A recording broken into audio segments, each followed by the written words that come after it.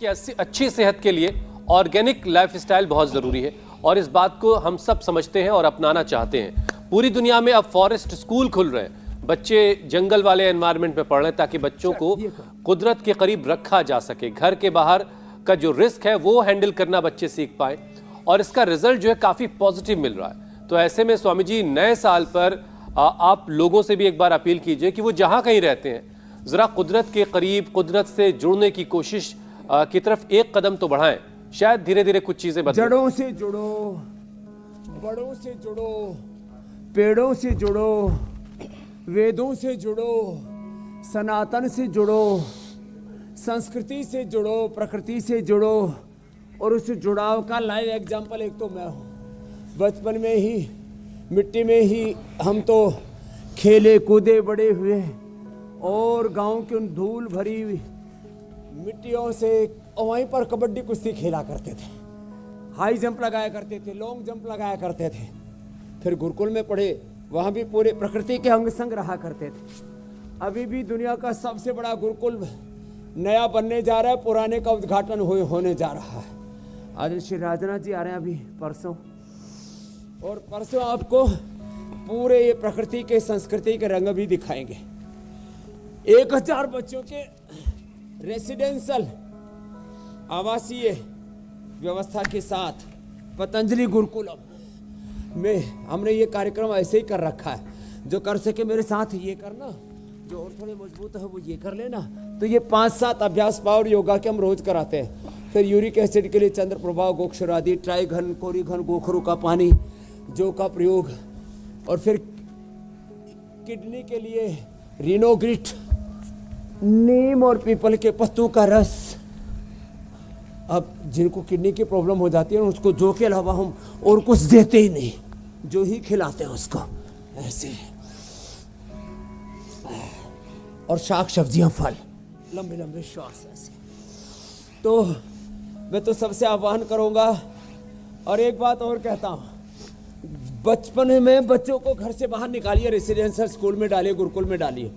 आपने घर से बच्चों को बचपन में बाहर नहीं निकाला तो बुढ़ापे में बच्चे आपको जरूर बाहर निकाल देंगे। तो 2 विकल्प है, या तो बच्चों को बाहर निकालो थोड़ा, प्रकृति संस्कृति से। स्वामी जी, अंत आपने कुछ ज्यादा ही खतरनाक बता दिया। बच्चे धक्के मार के निकालेंगे आपको। तो शुरुआत वाला ज्यादा बेहतर है कि शुरुआत में बच्चों को बाहर निकाला जाए आउटडोर गेम्स के लिए।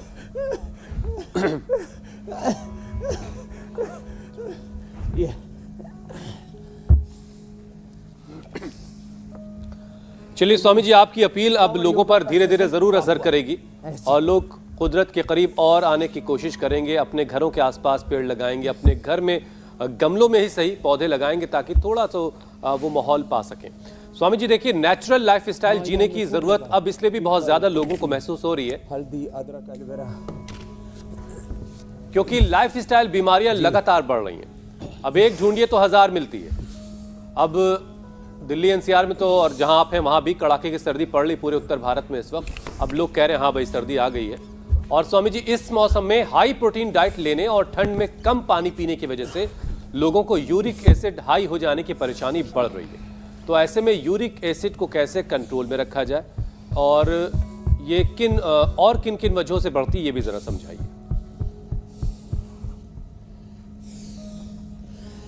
एक तो हाई प्रोटीन डाइट लेने से, दूसरा खट्टी चीजें ज्यादा खाने से, तीसरा पानी कम पीने से। आपने भी बताया अभी, पानी कम पीने से, हाई प्रोटीन डाइट लेने से फिर वो पूरा डाइजेस्ट नहीं होता, किडनी पर प्रेशर आता है उसका। खट्टी चीज़ें ज़्यादा खाने से, और जो भी चीज़ें देर से हजम होती है, गरिष्ठ भोजन बहुत करते हैं। अब मैं कहता हूँ गोंद के लड्डू खाओ, हड्डियाँ मजबूत बनाओ, सेहत मजबूत बनाओ। तो पहले दंड बैठक में तो लगाओ, फिर गोंद के लड्डू खाओ। तो जो बहुत ज़्यादा घी, बहुत ज़्यादा तेल, और आजकल तो बरसात में और सर्दी में पकोड़े भी खूब खाते हैं। पकोड़े, समोसे, आहा, दुकानें पूरी सजी हुई है। और समोसा मैंने देखा दुकानों पे तल के रखा हुआ होता है, फिर जब कोई मांगता है तो फिर दोबारा तल देते हैं, तो वो तो जहरी हो जाता है। समोसा कभी भी दोबारा तलना नहीं चाहिए। अब तुम कभी घर में एक बार पकोड़ा पका के दोबारा पकाते हो उसको?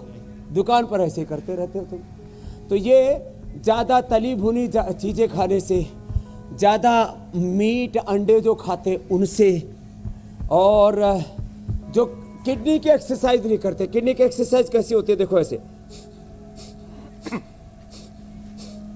अब अकेली करने की जरूरत नहीं, इसके साथ ये भी कर लो। स्वामी जी, जिन समोसे वालों ने आपके जिनकी नाम जैसा जेनेटिकली नाम रखा हुआ होती है, वो अब दोबारा फ्राई नहीं कर रहे हैं, वो ओवन का इस्तेमाल कर रहे हैं। वो उसमें डालते हैं और गर्म करके दे देते हैं। हाँ, ये ठीक है, ये फिर भी ठीक है। और आजकल तो ये हमारा बैठा हुआ चतुर्वेदी बहुत चतुर भी है, सेवा करने में भी चतुर है। जगदीश, तो अपनी जगह का क्या नाम है, कासगंज।